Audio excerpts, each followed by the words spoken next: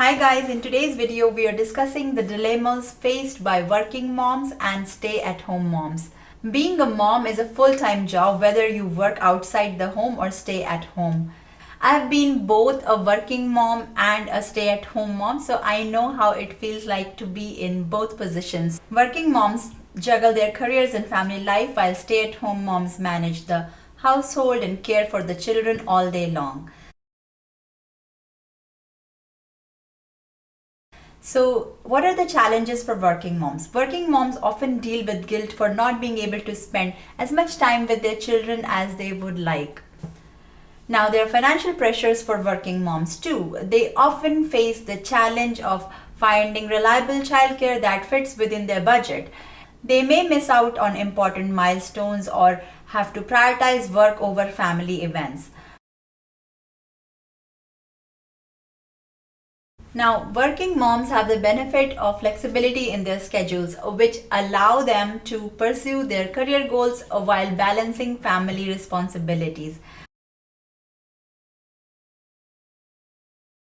Now, challenges for stay-at-home moms. Stay-at-home moms may feel undervalued or isolated without the social interaction and opportunities for personal growth that a job can provide.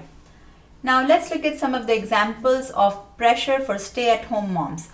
They face judgment and criticism from others who believe they should be working outside the home.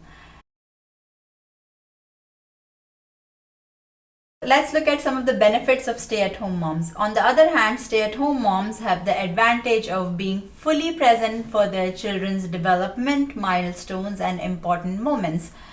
Finding the balance between work and family is essential for both working moms and stay-at-home moms.